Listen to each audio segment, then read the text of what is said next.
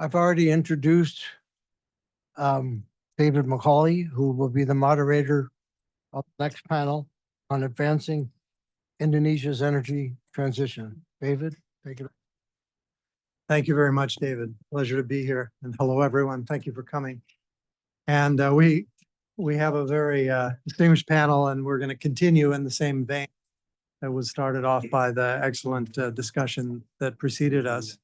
I was joking over the break that some of the questions you had before might be addressed by some of these panelists. There's a lot of overlap between obviously land use and the energy sector. So we're happy to get into that. The topic on the energy transition for Indonesia is important not only for its own development, but obviously, as we've heard already, some statistics from a global and regional standpoint in terms of the economy as well as for the planet. So look forward to our discussion. Let me just briefly introduce our panelists. Mr. Fabby Tumiwa is Executive Director of the Institute Essential Services Reform and a longtime energy policy expert, currently spending a fair amount of his time in some working group efforts around the JET-P program on coal transition. And I'm sure he'll have some things to say, but you'll hear more about that from him. Mr. Putra Adhiguna is the Managing Director of the Energy Shift Institute. This is a relatively new think tank focused on finance and the green transition in Indonesia. They're doing some very excellent analysis on that subject. And then Agus Sari is the CEO of Landscape Indonesia. He's also associated with the School of Business and Management at Bandung Institute of Technology. He's involved with working with APEC through University of Maryland, and as well as with Fletcher School. And finally, has had extensive experience on carbon markets, and there were six in carbon markets. So I hope, Agus, we can get into that as well. So like the previous panel, I'm pretty much going to give the experts a chance to have some opening remarks. I'm going to try to shape that a little bit, and then we'll get into more of a discussion. We'll just go in this direction if we can. So Fabby, if I could shape it a little bit, could you maybe just describe within your comments your main area of engagement on the energy transition for Indonesia and any sort of key perspectives and observations? Thank you. Yeah, thank you, David, and good afternoon, ladies and gentlemen. Well, I believe this is the right moment for Indonesia to accelerate the energy transition, shifting the fossil fuel-based energy system into clean energy system. And it's not easy task. It's a big task, as 87% of Indonesia energy supplied by fossil fuels. And if you look at the Paris Agreement, which is, I think that's all countries now, as we trying to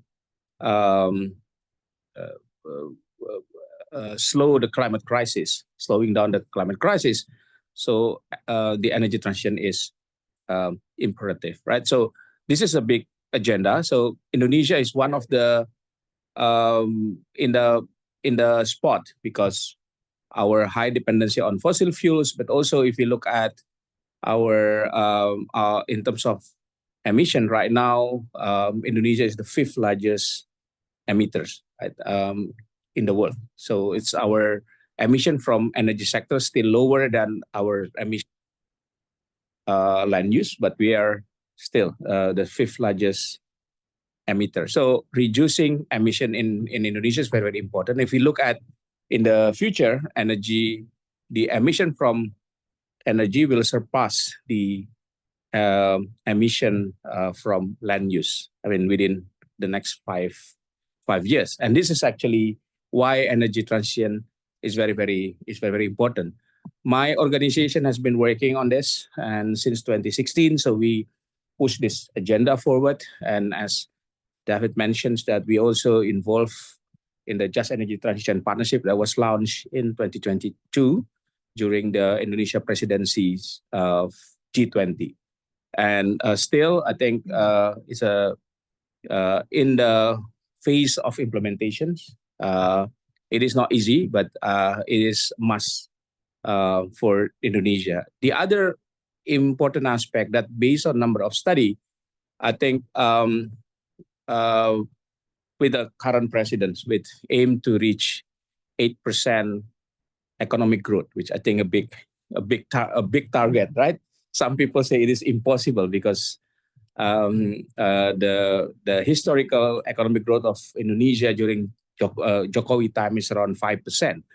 But a study by National Development Planning Agency that launched back in 2018, 2019 actually indicated that for Indonesia to grow beyond higher than 6%, then it has to integrate emission reduction. So it means that increasing renewable energy is a must, and energy efficiencies and reduce emission from land use is very, very important. So that's my opening. Thank you.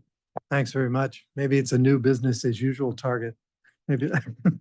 All right, Pak Putra, please. Thank you. Thank you, Pak David. Good afternoon.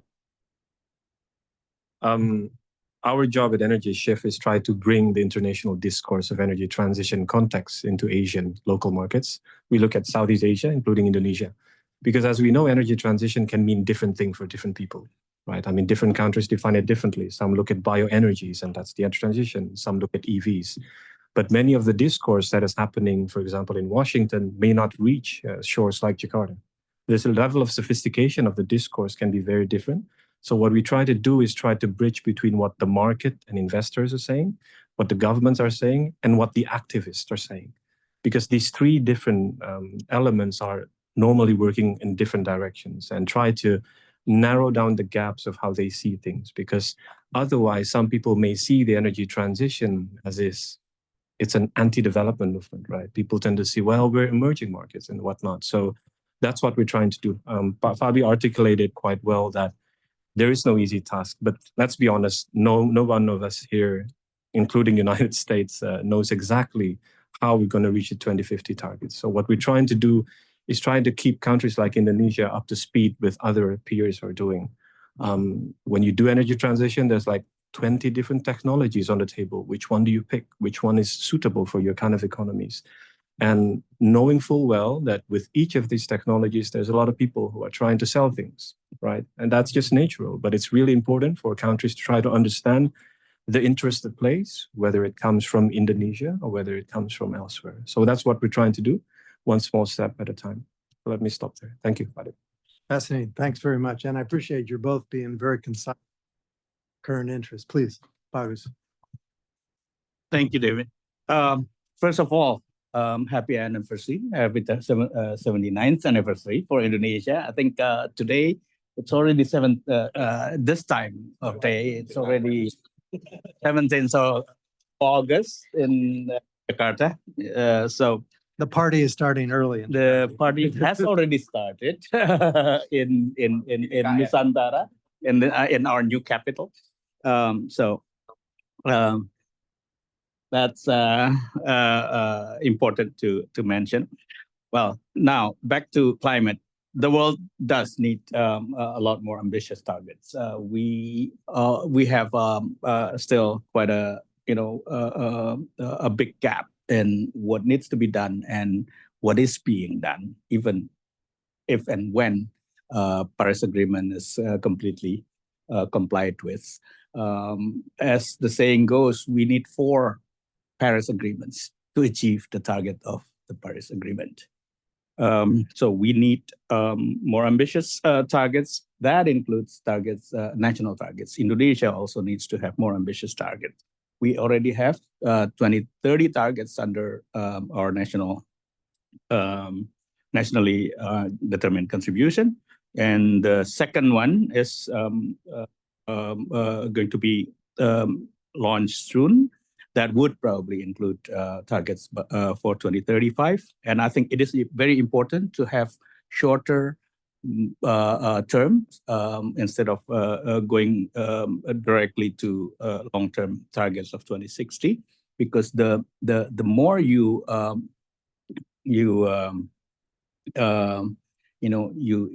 delay actions, the more expensive it's going to be to reach our long-term target of net zero by 2060.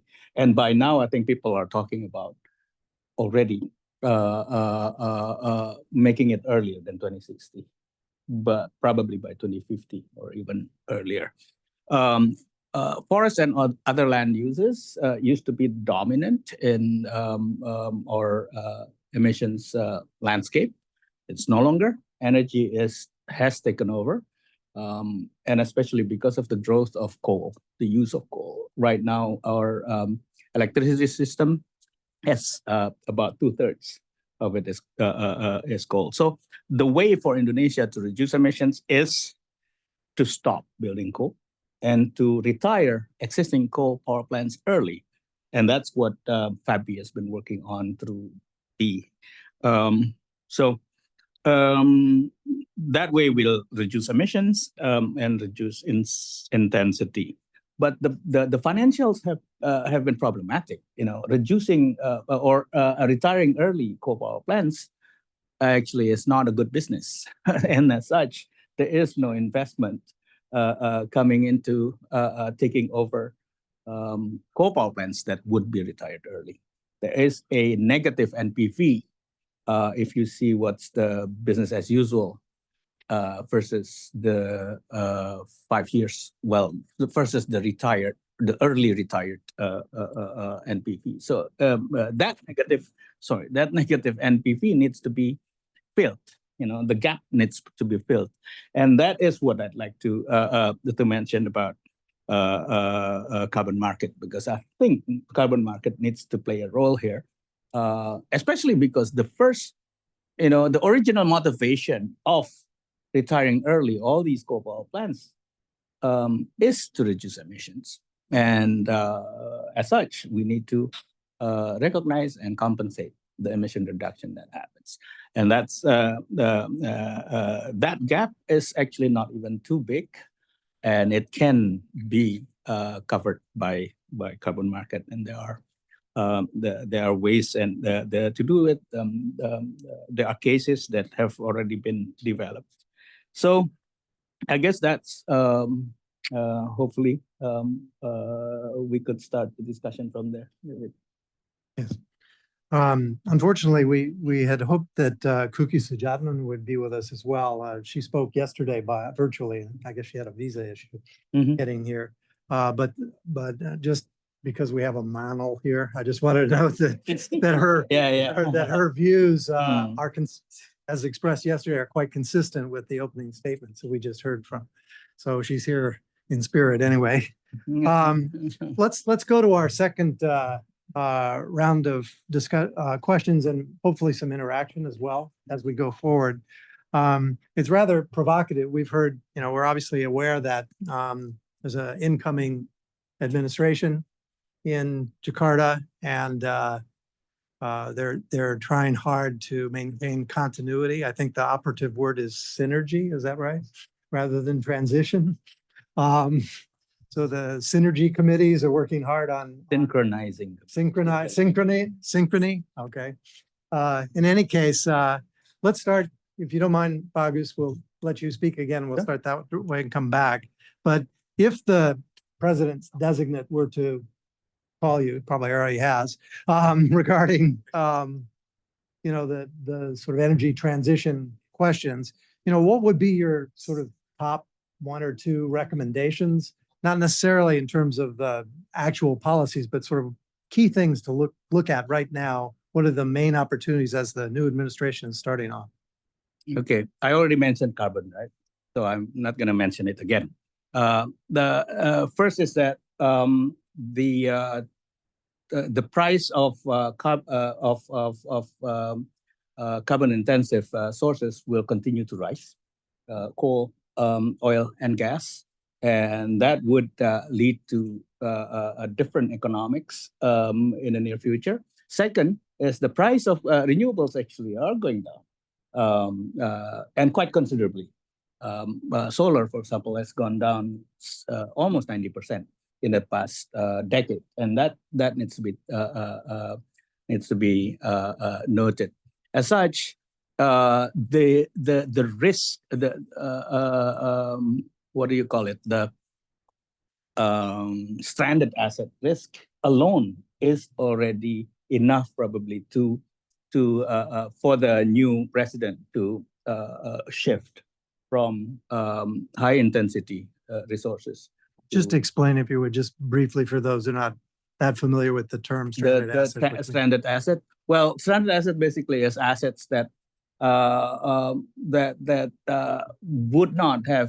would not be as productive as it originally would be expected, because of a number of external reasons. And one of the reasons would be economics. Second is policy.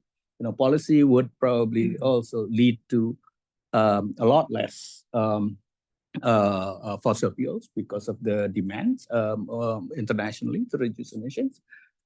Third is a pressure from the community, from governments, from private sector, and that basically means that our assets have lost its value much earlier than expected. That's what stranded asset means. And Indonesia's energy sector has quite a high risk of stranded asset, and that alone should probably let the new president to decide that yes, we need to shift from high intensity carbon to persuaded me. All right, good. But I'm not president. Putra, how would you approach that question? Should Pak Prabowo give you a ring? That one, yeah. And say, what are the top things you'd like to recommend? with The respect to impossible energy? mission. Yes. Yeah, let me give it a go. I would say Indonesia need to stop building walls, confining ourselves with the past, and start building bridges to the future.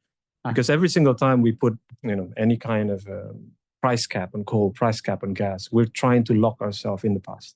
We're not building a bridge to the future. So tapping into that for the future, transitioning one step at a time is important. Now, in terms of recommendations, I think we have enough recommendations coming from 400 pages of JETP documents and whatnot. What we lack is motivations, right? So I think coming back to the point that we highlight yesterday on the TAC on Maryland is that Indonesia need to wonder, how is it that countries like Vietnam can have double the green capacity that we have? We need to wonder why Indonesia's biggest solar PV project, India, can build that every single week.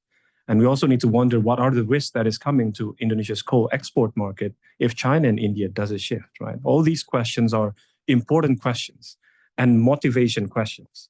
Because today there's a lot of policy structures, there's a lot of policy recommendations that are out there, but I don't think that there is sufficient motivations that we know exactly that when we talk about transition, there's a lot of strategic interest that Indonesia need to go into beyond emissions, right? I mean, my title yesterday wasn't too popular with the crowd. It's basically titled that emissions reductions is not the only opening line for energy transition. So begin with that. So stop building walls and start building bridges. Good advice. Fabby. I got call from Prabowo on the Okay. question. And what did you tell him? There's a couple of things. First, I want to warn President-elect that to avoid these false solutions. There is a lot of proposals on the table how we should do the energy transitions, right? I mean, including building fossil fuel infrastructures, develop. I mean, for instance, there's a proposal to increase natural gas productions in Indonesia, which is we are going to increase the natural gas productions. But if we look at the long term, even with our gas balance, we risk of import our natural gas after 2035. It means that in the long run, we are put our energy security in a risk. Right. So I mean, and also a number of proposal with for instance, producing hydrogens through using our coal.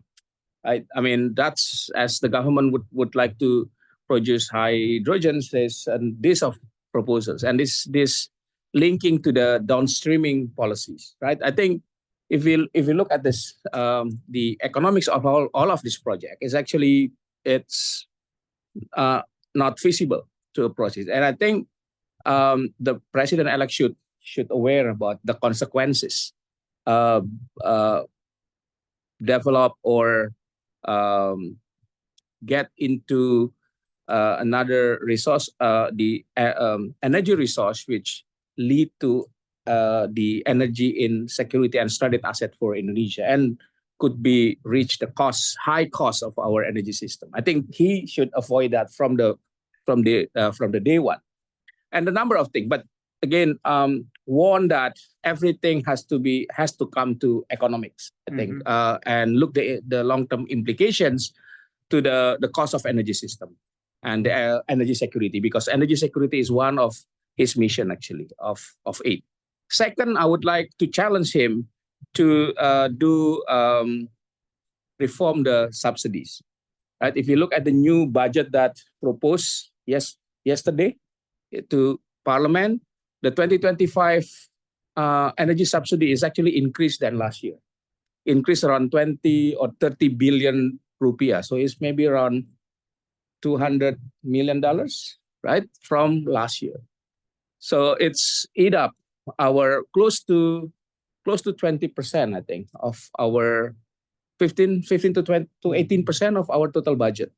Right? It's eat up our budget. And Prabowo needs money for the nutrition food program. Oh, well, we call it free lunch, right? But now it's brand as nutritious food for students, right? Something like that, and also for new capitals, right? So I think he has to make a choice to start reform that subsidy. It won't happen one night, but it takes few years, I think. But when he ends his term in next 5 years, hopefully we can sort this out. The third that I'm going to advise him is actually to improve our investment climate for renewable energy deployment. 10 years of Jokowi, we never met our renewable energy investment target. And that shows our investment climate is actually deteriorating. And that, I think, is not good for the country, right? As we embrace energy transition, then improving investment climate, is a must, right? So that's 3 recommendations that I'm going to give him. Yeah, let me just build on your last one. We've heard that, repeatedly that Indonesia is underperforming on renewable energy development. You're suggesting that that's more of a reaction to sort of macro factors, less on the technology, maybe. I don't know, wind, solar, geothermal. I mean, Indonesia has one of the largest geothermals as well. And we heard about biomass in the previous panel. Do you see it really as sort of the underlying policy conditions and environment, or are there other factors? And I would invite the other panelists to join. Well, there's a couple of factors. First, I think if you look at existing Indonesia energy policy, it's actually promote fossil fuels. If you look at our energy law and national energy policy 2014, is basically promoting coal, fossil fuels, and the premise that coal can provide is the cheapest energy sources, which actually not true, right? Despite of all subsidy provided to PLN, electricity cost is actually increasing. Subsidy is for the electricity is increasing. PLN financial situations is worsening. So it means that all of this actually not true, right? I mean, but what Agus mentioned is that we already built a lot of fossil fuel infrastructure, including coal. And average age of Indonesia coal plant is like 12 years old. Right? I think it's quite young as compared to US or compared to other country and South Africa. And it means that we have to wait, or if we want to end this infrastructure, it will very, very costly. And that's why early coal retirement program that proposed by JETP also it's very, very costly, right? And no one going to finance this. So so that's actually one of the problem. The other problem is there's always because we are a coal producing country and also coal exporting country, and there's always and coal contribute to national economy. So from fiscal point of view, it's very difficult to stop coal extraction because coal create revenue for government. While renewable energy doesn't create revenue. You cannot tax solar, wind, right? You can tax geothermal heat, but you cannot tax solar and wind. There is not, I mean, the transaction cost is very, very low for renewable energy, right? So this also kind of, I see that our Minister of Finance also a bit in trouble. I mean, if let's say to reduce the coal production in Indonesia, it will have some impact to the budget revenue, right? So this all, I think, it again not easy to solve, but I think, but if we look the other side, that the cost of health costs and social costs because of air pollutions and others, which actually higher than the revenue that we generate from extractive industry. I think there should be also consideration for the government to move ahead. Yeah, the health costs from air pollution alone. Putra or Agus, you want to add a quick comment?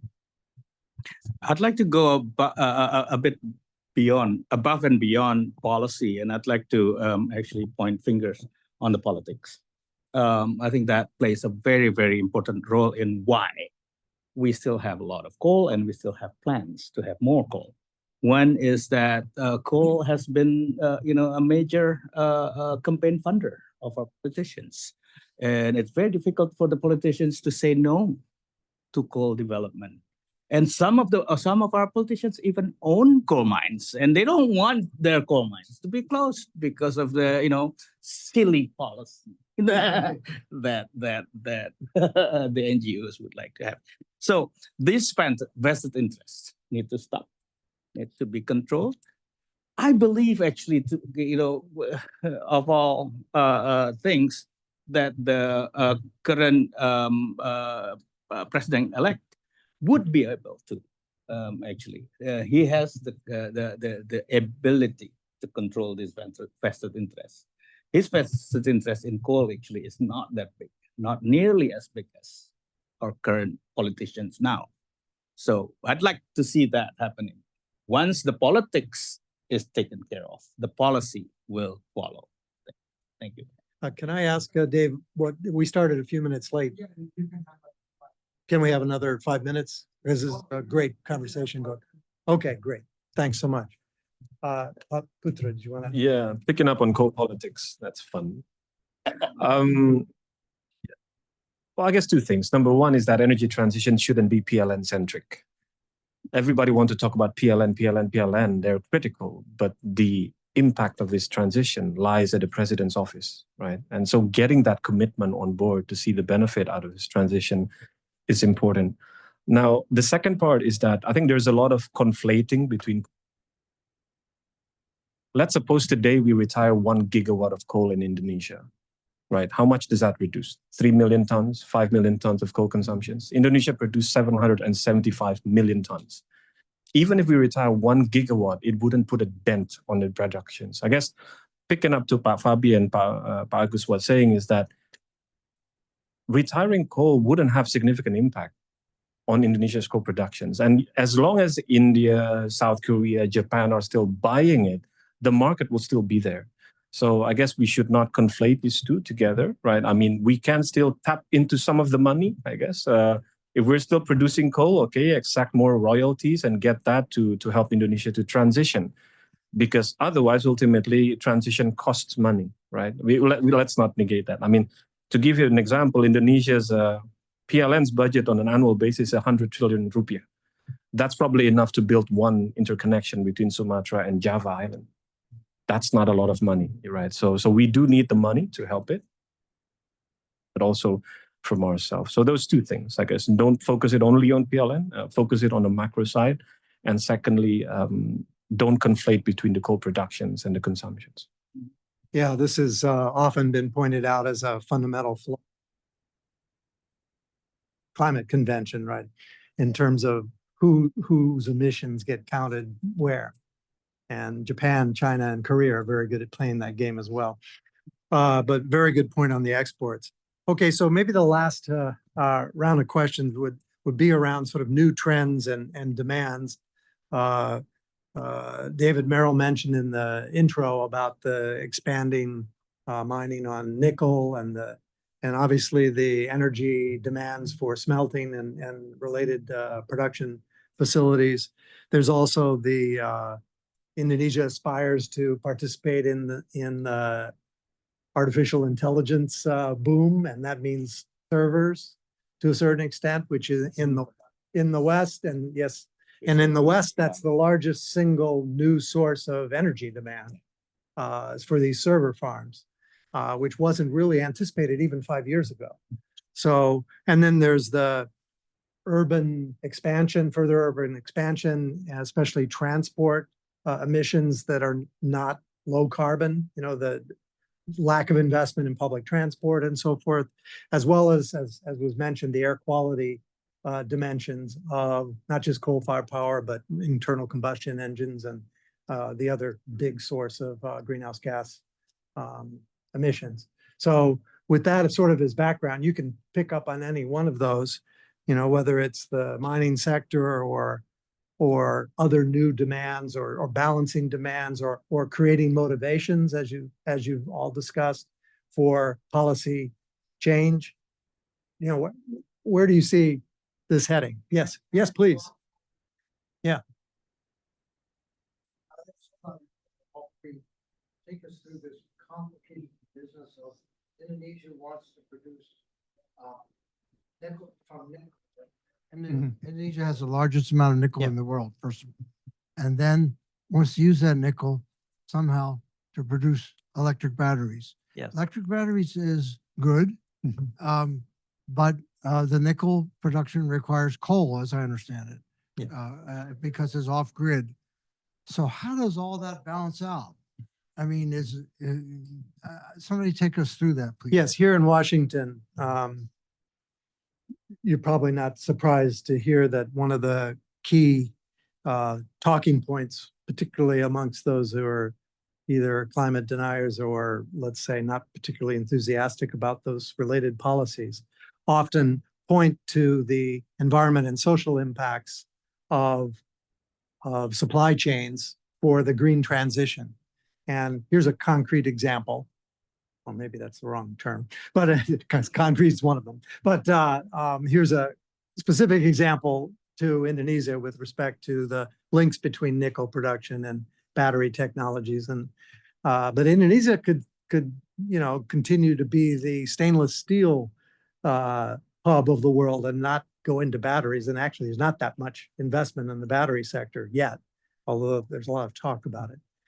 So, yeah, if you could weave that in, Agus, you can start. I could start. Thank you. I think it's question. Thank you very much. First is that I'd like to compare the amount of mining that's done for the energy system between mining nickel and mining coal, right? We're mining about 700 million, I think, this year, coal per year, right? Compared to about 2 million nickel. So the social and environmental impacts of mining coal versus social and environmental impact of mining coal, nickel, there are a couple of order of magnitude difference. That's one, yeah. Second is that I think what Indonesia is doing right now is somehow succeeding what China has already done, and this is probably because or the reason why China is the largest investors in nickel, because China has done it first. That what China is doing basically is developing an ecosystem of renewable industries, including batteries, to not only to produce what their domestic needs, but also for export markets, because they understand that the climate challenges would require such industry to exist. And at the time, it didn't exist yet, and that's one of the reasons why Chinese renewable energy industry development is pretty much leading the world together with the United States. And the geopolitics between the US and China on critical mineral is amazing, amazing to say the least. And that's basically what it is. And now there are other countries that are basically doing similar things. For example, DRC with cobalt. Indonesia actually is producing cobalt as a byproduct of nickel, but Bolivia for right. lithium. Yes. Right, exactly. But if you see the difference between how mining is governed in DRC and nickel mining is governed in Indonesia, you can see the difference. But that said, there are so many things that need to be improved in Indonesia in terms of how mining should be done. Because like it or not, transition towards renewable energy requires these critical minerals. You cannot go around it.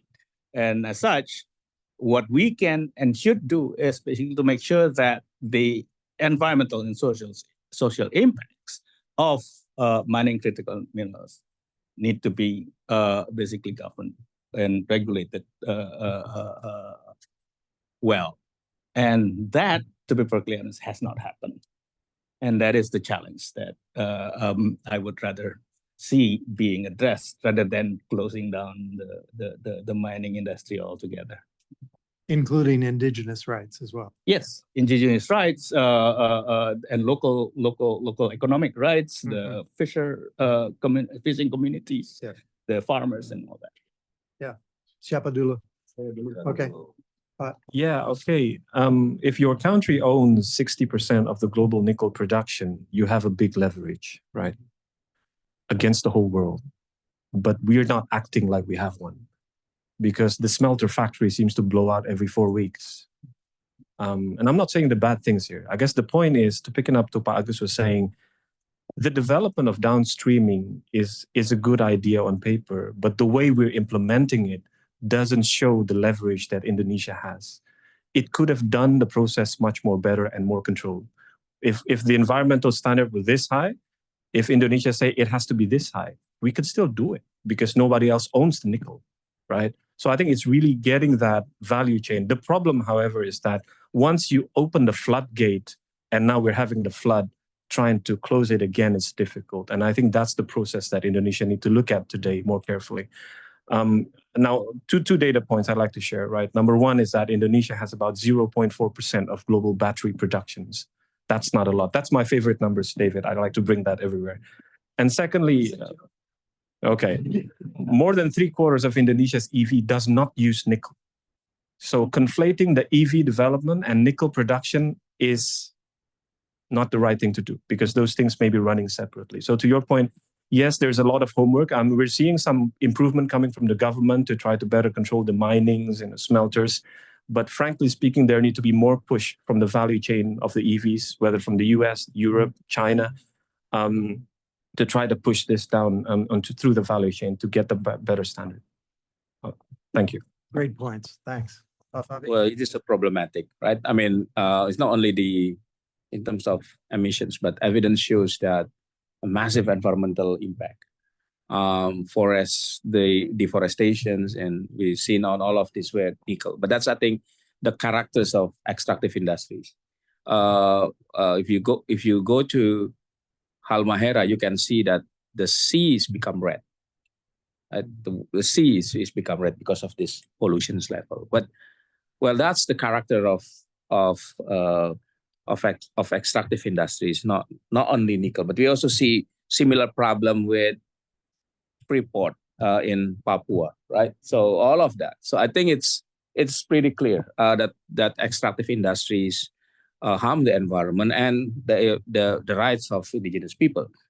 I think the bottom line is that why, as Putra also mentioned, that we don't really push the investors to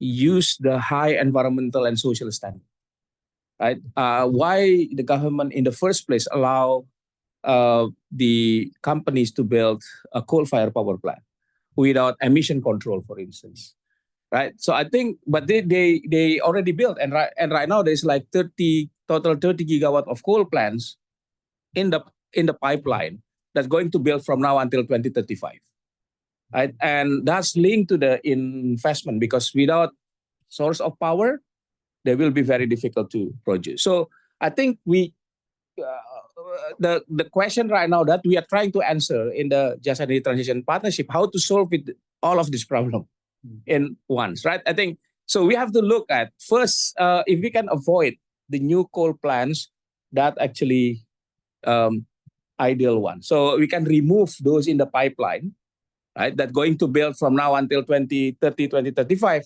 We have to stop that. Replace that with renewable energy. But this is also needs some technical approach, because you have to build renewable energy, you have to build grid, you have to create security of energy demand for the smelter and so on. So it's not easy, but stop that. Second, I think we have to deal with the current coal plants to reduce the emissions, right? I mean, government can push this coal plant to become more efficient using use higher standard, make it more efficient to reduce emission and environmental impact, right? So that's part of enforcing regulations. The third one, of course, trying to find long-term solutions in terms of circular economy and others, right? So there is no one-size-fits-all approach to solve this, but there is a multi-dimensional approach that need to be carried out to solve this problem. And the last one, I think, at the end we have to bring the asset owner, and we know in this nickel case in Indonesia, the asset owner is Chinese company. The battery company is the joint venture between Indonesia Battery Corporation and CATL, so Chinese battery company. They should be part of solutions, and I know they also think the same. Singsan, for instance, has been thinking of diversifying its energy resources. They want to build more renewable energy, right? But the issues like land availability and others also needs to be resolved, right?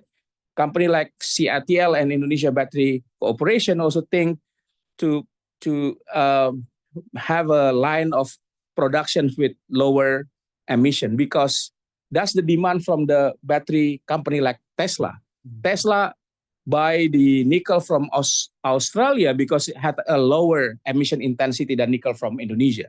Indonesia nickel production is, I think, it's 30% higher in terms of emission than global average. So we should deal with that issue. So if we want all this electric vehicle and car and battery manufacturer want to buy nickel from us, and I think that's a big homework for government to deal with. But I think once we understand the problem, hopefully the solutions can come later. Yeah, if you're looking for motivations, that's a very strong one.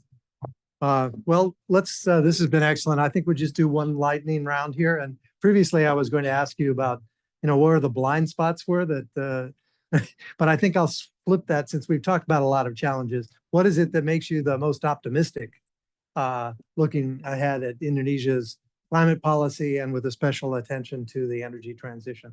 We'll just start with Pa Agus. All right. Well, first is that the impacts of climate change have already been felt everywhere in the world, right? Mhm. I mean, July was the hottest month. 22nd of July was the hottest day ever. And that also happens in Indonesia. Floods, fires, all kinds of impacts. And that alone has already been felt, I think, by the politicians that this cannot go forever. And because of that, the words climate change, climate impacts, extreme weather have been on the news pretty much on a daily basis. That alone would increase awareness, and awareness would probably lead to some actions and some policies. And I think, starting from probably in 2020, 2021, there's a flurry of policies on climate change. The first carbon tax policy, the first carbon market policy, was all in 2021. And G20 actually puts energy transition as one of the three main topics. That was 2021 as well. That didn't happen as intensively as in the past couple of years. So I think the awareness is there, the willingness to do something is there. There's still a gap between the willingness and the actions, the implementation. But that's, I would imagine that the next presidency will need to address. And I'm still hopeful that the coming incoming president would probably have the capacity to address it if he's willing to do that. I think it was Pat Budi in the earlier panel said that President Prabowo really wants to be a player on the global stage and a leader, a recognized leader. And obviously, if what you're saying is true, that this awareness is there, that's part of defining leadership in these times that we're facing. Today's news said that the presidency would create a new agency on climate change and carbon management. Yes. So that's a new presidential agency so that lifts up the climate agenda quite way up in the politics. Yes, but of course that's repeating what used to be as well in terms of the council. The REDD Plus the council, climate council, right? But that was before this current presidency. Actually, this current presidency killed them. Yeah, right. So the next one is reviving them. Back to the future. All right. Right. Pa Putra. Yeah, I'm sure Pa Agus is involved in that agency. Two things. Sorry, what's the question again? What makes you optimistic going right. forward? I think Indonesia is approaching an inflection point. And I think Indonesia's energy, what does that mean is that we've built a lot of coal plants in the past 20, 30 years. People talk about a lot of excess coal capacity, but let's assume that there is 7 years of excess coal capacity, right? 7 years is not a long time. How long does it take to build transmission line? How long does it take to build a coal plant? 7 years is not a long time. So I do believe that we're reaching that inflection point, which I hope the new president is aware, right? I hope this information doesn't go around only in PLN circle because it comes into Indonesia's energy, security and so forth. So that inflection point, I do believe it's coming. I like to call it Indonesia will do energy transition by kepepet, as what we call it, by necessity. And I think that point is going to come soon. Secondly, is that I think all of us in here should pay attention to the near-term target. We like to talk about 2030, 2050, 2060, but come on, let's be honest. It's very fun in games when people say, oh, the new business plan has 50% or 60% renewables. But it doesn't matter if the one that gets built is the 40% that is fossil, right? So 12 to 14, 24 months plan, that's what we need to pay attention on. So if you can't deliver on that, we may have some challenges. So focus all the attention only on the near-term plan, and the long-term plan will follow. Thank you. Good advice and optimistic, yes.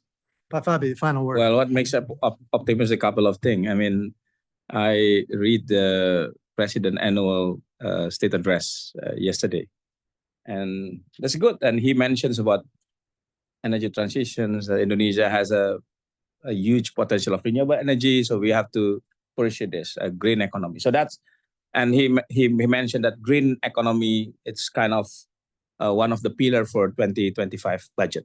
So that's a good thing. And he said Prabowo will continue that fully, right? So that's give me optimism. Means that really energy transition is in the development agenda. Again, how to implement that's another thing. But at least in the politician mind, this is a priority, I think, when it's mentioned in this address, in the state address.